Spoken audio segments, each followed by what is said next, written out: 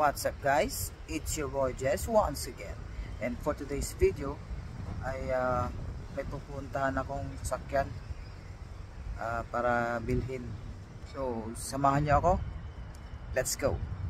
So ayun guys, nandito na ako sa location ng sasakyan. Inaantay ko na lang yung may-ari na bumaba. So nandito ako ngayon sa Scarborough, dito sa Kennedy and Lawrence East. Malapit lang sa may plaza dito. So what's up guys, so dito na ako sa Service Ontario para i-transfer tong ownership ng sasakyan.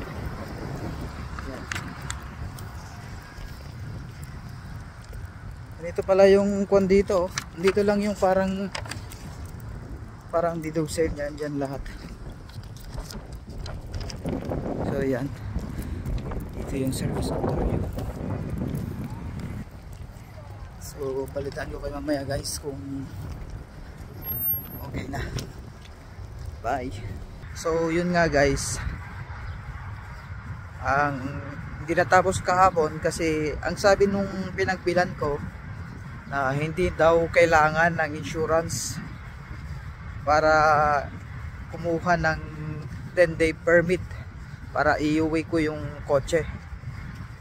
Kaya nagpunta ako sa Service Ontario, dala-dala ko yung papers tsaka yung bill of sale. Bill of sale ang tawag nila dito, kung sa Pilipinas deed of sale. So dito naman is bill of sale. Sa awa ng Diyos, 2 oras akong nag-antay. Pero kinuha ko na lang yung car package.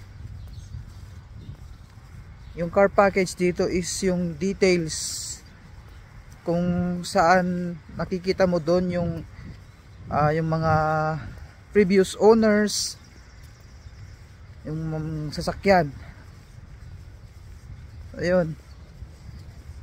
Kasi dito pag bibili ka ng sasakyan or magbebenta ka, kailangan yon car package.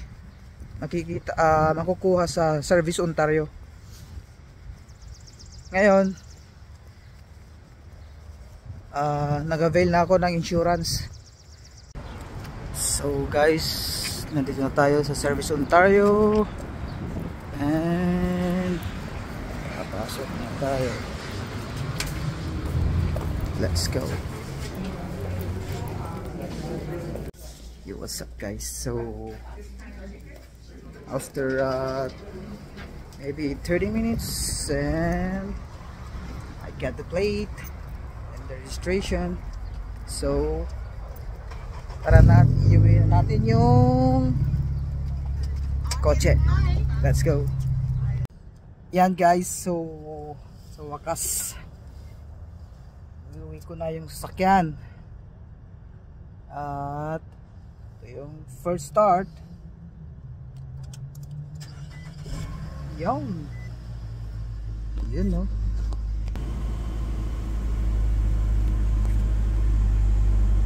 Yun. So konting himas lang, then good to go.